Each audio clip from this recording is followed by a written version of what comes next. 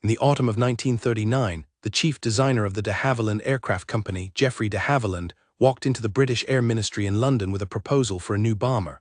The aircraft he was offering was to be built principally out of plywood and balsa wood, powered by two Rolls-Royce Merlin engines and designed to operate without defensive armament. The Air Ministry's response was prompt and dismissive. Wooden aircraft were obsolete.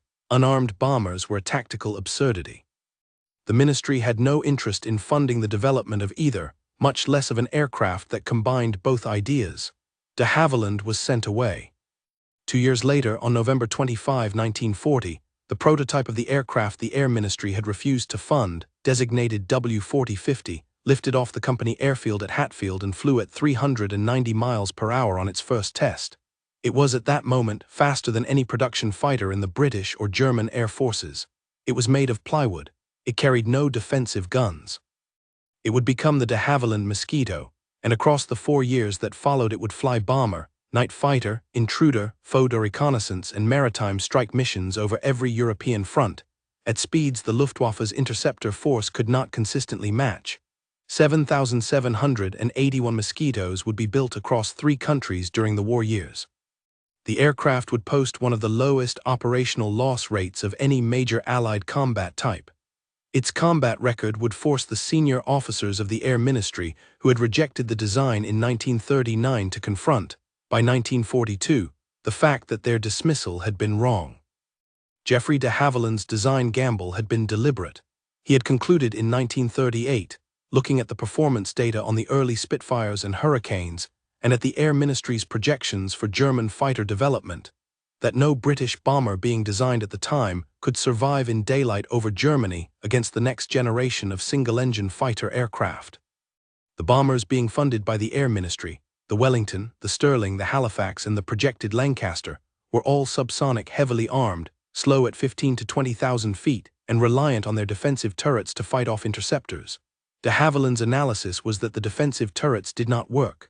The German fighter pilots over the British Isles in the summer of 1940 had been shooting down British bombers at rates that confirmed the analysis. De Havilland's response was to design out the problem rather than to defend against it. If the bomber could fly faster than the interceptor, it did not need defensive guns at all. The fighter could not catch it. The construction technique de Havilland selected was wooden because of the supply chain constraints of the period. British aluminum production in 1939 was already committed to fighter aircraft construction. There was none available for a new bomber design. Wood in the form of plywood and balsa was available from Commonwealth sources: Canadian birch plywood, Ecuadorian balsa, British Honduras mahogany, at quantities the wartime supply chain could deliver. De Havilland's wooden construction used pre-cured vulcanized fiber balsa sandwich panels for the wing skins and fuselage, formed under heat in standard furniture industry presses. The company subcontracted a substantial fraction of the structural construction to British furniture manufacturers, who had the wood-forming equipment in place. The Mosquito's hull was assembled like a fine cabinet, formed in sections in a workshop, joined together with adhesive, hand-finished, and finally fitted with engine, propeller, and avionics. The construction technique was nothing the British aircraft industry had used before. It was nothing the German aircraft industry had ever considered. The wooden Mosquito reached the Royal Air Force in May 1941 as the photo-reconnaissance variant. By 1942, it was in service as a bomber, a night fighter, and a maritime strike aircraft. What the senior officers of Bomber Command discovered, as the Mosquito entered operations through 1942 and 1943, was that the aircraft did several things no other combat type could do. It could fly photo-reconnaissance over Germany at altitudes and speeds the German air defense system could not intercept. The Mosquito's reconnaissance squadrons brought back the images that allowed Bomber Command to plan its bombing campaign. It could fly low-level daylight precision raids against specific targets, Gestapo headquarters, prisons, factories, with a level of accuracy the heavy bombers could not approach. It could fly Pathfinder marker missions ahead of the heavy bomber stream, identifying and marking targets with target indicator flares at altitude under fighter cover. It could fly intruder missions over occupied Europe, hunting German night fighters at their own bases. And it could carry, by 1944, a 4,000-pound bomb load to Berlin and back at speeds the German night fighter force could not intercept. The Mosquito did all of these things at a combat loss rate that the surviving documentation, examined by historians after the war, established at approximately one-half the loss rate of comparable heavy bomber missions. The Pathfinder Force role became the Mosquito's most famous combat application. The Royal Air Force's Pathfinder Force, established under the Australian Air Marshal Donald Bennett in August 1942, was a specialized unit charged with marking targets for the main bomber stream that followed it. The Mosquito's speed and altitude capability meant it could arrive over the target ahead of the heavy bombers, drop highly visible target indicator flares, colored cascades of magnesium tracer that illuminated the aim point for 10 to 15 minutes, and depart before German air defense could react. The Pathfinder Force's accuracy at marking targets transformed the British bombing campaign. Bomber Command's daylight bombing accuracy improved by roughly an order of magnitude between 1942 and 1944, principally through the integration of the Pathfinder Mosquitoes at the head of the bomber stream. The specific raids that the Mosquito became famous for are documented in the Royal Air Force's wartime records and in the post-war memoirs of the pilots who flew them. Operation Jericho, the February 18, 1944 attack on the Amiens prison in northern France, was a low-level Mosquito strike intended to breach the prison walls and allow French resistance prisoners to escape before scheduled Gestapo executions. 18 Mosquitoes of the No. 2 group attacked at deck level, threading between the prison's outer walls and the watch towers, dropping their bombs precisely on the wall sections required to allow escape, and turning for England. Approximately 250 resistance prisoners escaped through the breaches the bombs had opened. Operation Carthage, the March 21, 1945 attack on the Shell House Gestapo headquarters in Copenhagen, was a similar low-level precision raid that destroyed the Gestapo's interrogation files for occupied Denmark, allowed resistance fighters held in the upper floors of the building to escape, and killed approximately 50 Gestapo personnel. The Mosquito losses on Carthage included an aircraft that struck a railroad mast on the approach and crashed into the Jeanne d'Arc school adjacent to the target, killing 86 children. The strike's tactical success was qualified, in the operational history, by the civilian loss. The Canadian connection to the Mosquito program is significant and is often understated in non-Canadian histories of the aircraft. De Havilland of Canada opened a second Mosquito production line at Downsview, in North Toronto in October 1941. The Toronto plant, employing approximately 4,000 workers at its peak, produced 1,032 Mosquitoes by the end of the war, roughly 13% of total Mosquito production.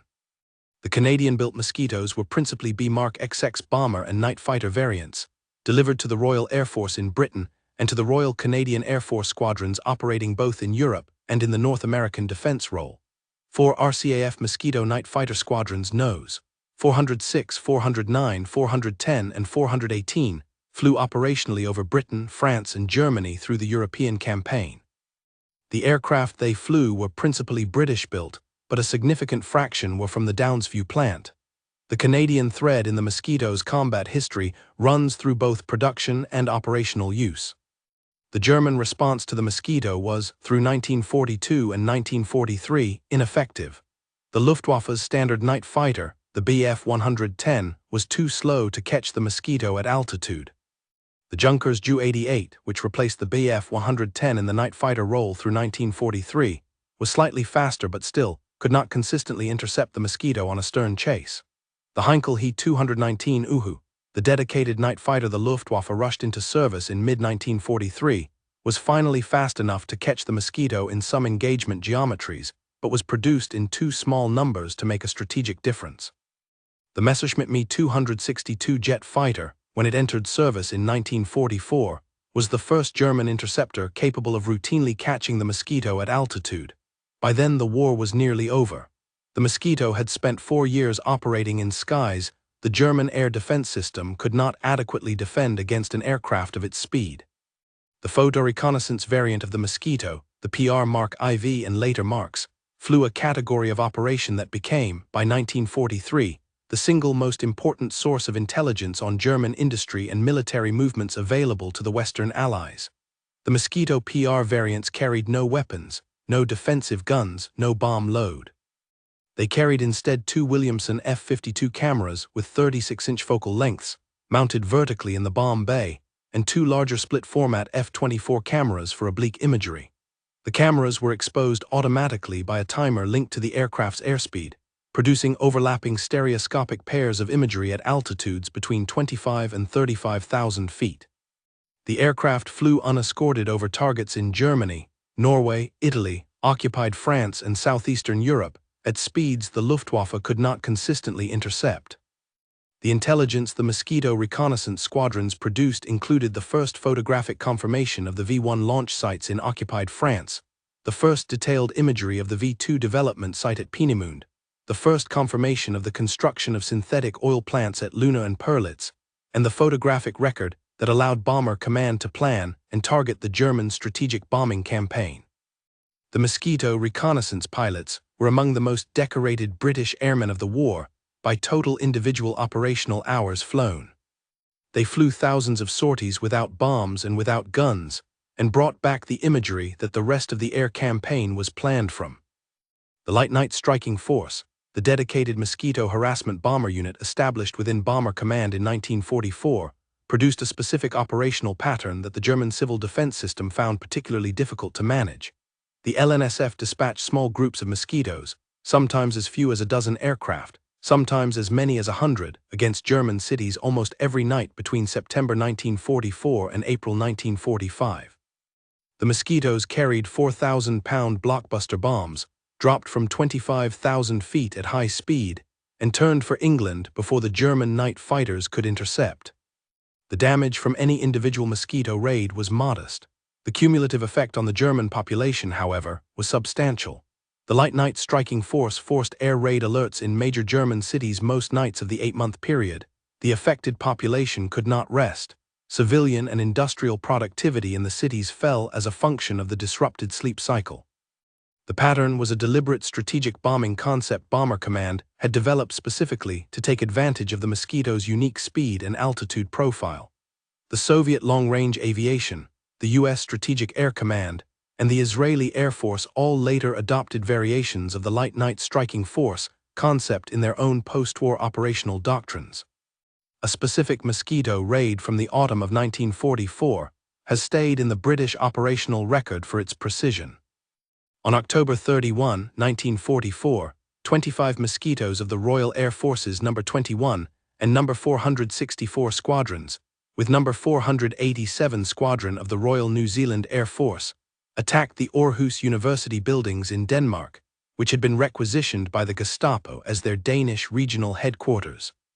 The Mosquitoes attacked at deck level at roof level over the city of Aarhus, dropping precision bombs into specific buildings the Danish resistance had identified as containing the Gestapo's interrogation files and the cells where Danish resistance members were being held under torture.